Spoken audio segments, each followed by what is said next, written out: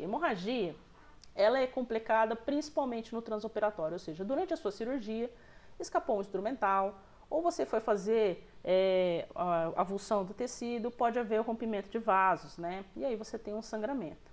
Você deve observar as causas desse sangramento. Normalmente, pode ser uma causa médica, tá? Aí é que está a atenção lá na anamnese com relação à hipertensão arterial do paciente, neoplasias. Você tem que ver, por exemplo, ó, pacientes que estão com leucemia têm baixíssimas plaquetas. Aí a importância de se pedir exame de sangue, né? Eu faço pedido de exame de sangue em todos os meus pacientes. É uma extração simples? É uma extração simples. Vai fazer exame de sangue? Vai. Pelo menos o hemograma completo e a glicemia para eu saber como é que estão as células sanguíneas. O mínimo. Houve algum distúrbio ali, aí eu já peço exames mais aprimorados, complementares, para que a gente possa investigar melhor. E encaminho o paciente para um médico, né, para um hematologista. Isso não tem idade, não tem cor, não tem raça, é todo mundo. Então é importante. Eu já descobri paciente que tinha AIDS, eu já descobri paciente que estava com leucemia. É muito desagradável isso? É chato, a gente fica triste pelo paciente. Mas é melhor do que você fazer uma cirurgia e o seu paciente parar no hospital e acabar morrendo por um procedimento que você executou. Eu acho que eu não conseguiria dormir depois de uma coisa, se uma coisa dessa visse acontecer comigo, né? Então é importante você ter algumas posturas. Eu tomei essa postura a partir dessa postura que eu tomei de pedir exames.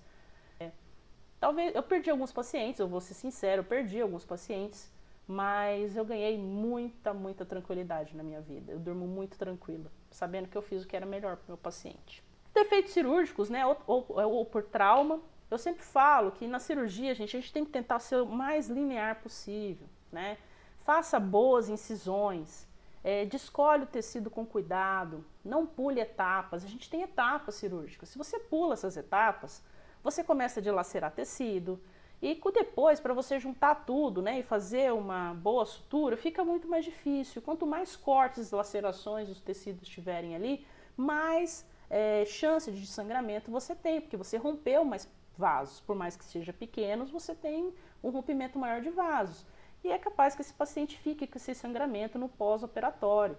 Então, quanto mais você viu que você vai precisar fazer um descolamento de tecido grande, faz uma incisão linear, faz uma incisão regular, descola o tecido. Quem tem preguiça de fazer incisão e descolamento acaba pagando um preço alto, que é mais tempo de tratamento e dificuldade de sutura, tá? Então é importante você ter isso aqui em mente. Ou provocados pelo próprio paciente, né? O paciente puxa tua mão na hora que você está fazendo alguma incisão, né?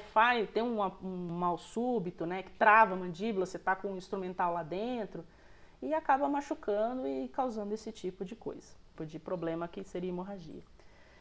Com relação à classificação, a gente tem com relação à localização. A gente vai falar sobre algumas formas de classificar aonde acontece a hemorragia. Por que isso é importante?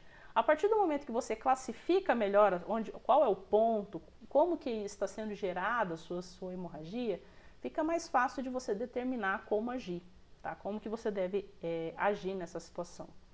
Então é importante localização, se ela é interna ou externa. A maioria das cirurgias odontológicas, ela é externa. O que seria isso? Você vê o sangue saindo, tá? Basicamente é isso.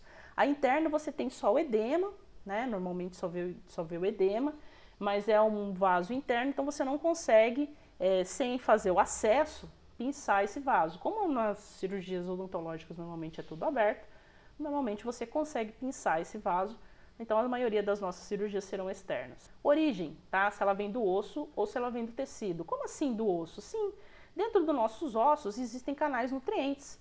Nós temos tanto vasos quanto artérias, né, como vênulas. Então, assim, é importante a gente observar que a origem, se está vindo do osso, eu já vi uma hemorragia no osso, uma arteríola nutriente, né, ela esguichava assim, ó, o sangue do ossinho, era bem engraçado, né? Era até bonitinho, assim.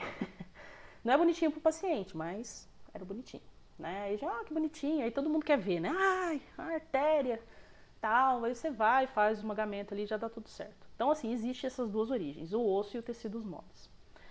Natureza do vaso, se ela é arterial ou se ela é venosa, né? Assim que eu acabei de falar. A arterial, normalmente ela sai em jatos intermitentes de um sangue de vermelho vivo, porque é um sangue oxigenado, um sangue que vai nutrir as células, né? Então, ele é um sangue que ele vai sair em jatinhos, assim. Já o sangue venoso, ele é contínuo e na cor escura. É aquele sangue que não passa, sabe? Você vê o vaso, o sangue saindo pelo vaso, mas não passa. E pode ser também capilar, né? Onde o sangue flui de modo difuso. Normalmente, na odontologia, nós temos bastante rompimento de vaso venoso, né? Onde você consegue ver o vaso e você consegue fazer o pinçamento, ou capilar. No caso, o sangue flui por diversos capilares ali de forma difusa, e aí você vê o sangramento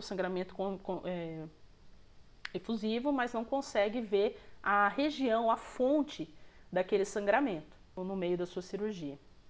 E o momento da hemorragia, né? Se ela é de forma imediata, ou seja, você acabou de causar o dano e começou a hemorragia, ou se ela é imediata, ou seja, uma recorrência secundária, acontecendo depois de 2, 3, 10, 12 horas após o procedimento. O que eu aconselho você, toda vez que você for fazer uma cirurgia, que é o que eu faço? Promova a hemostasia. Você terminou a sua cirurgia, formou o coágulo, deu a sutura, lava a boca do paciente e olha. Tá sangrando ainda? Dá mais um ponto. Não faz o paciente sair da cadeira sem ter promovido a hemostasia.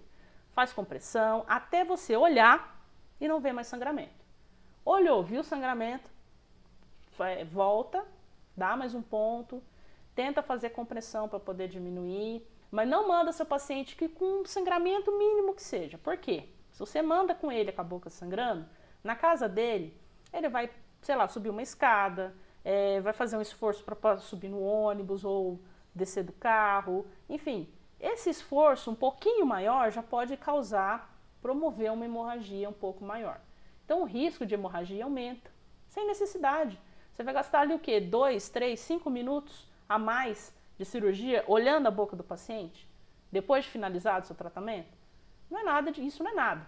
Perto dele ligar para você no outro dia, desesperado, porque não para de sangrar. A mediata normalmente ocorre quando a gente tem algum tipo de negligência nessa condição aqui. Ou o paciente tem uma hipertensão não controlada, problemas sanguíneos, aí eu nem vou falar que normalmente acontece de forma imediata. Defeito cirúrgico, né, por trauma, então assim, traumatizou o tecido demais, e aí acaba tendo hemorragias posteriores e provocada pelo próprio paciente que vai futucar o lugar que não deveria. Acontece também. Que sente anestesiado, sente-se incomodado e vai futucar a região que está quietinha lá. Por isso que é importante os cuidados no pós-operatório. Então aqui nós temos os 3 tipos, né? A arterial, você vê que ele realmente sai em jatos. A venosa, que ela é mais contínua, né? Não sai em jatos, é mais lenta, contínua. E o sangue é mais escurecido. E o capilar, que ele é difuso, né? Ele acontece por todo o tecido e você não consegue observar o ponto onde inicia a origem do sangramento. Então, dessa forma, ele é capilar.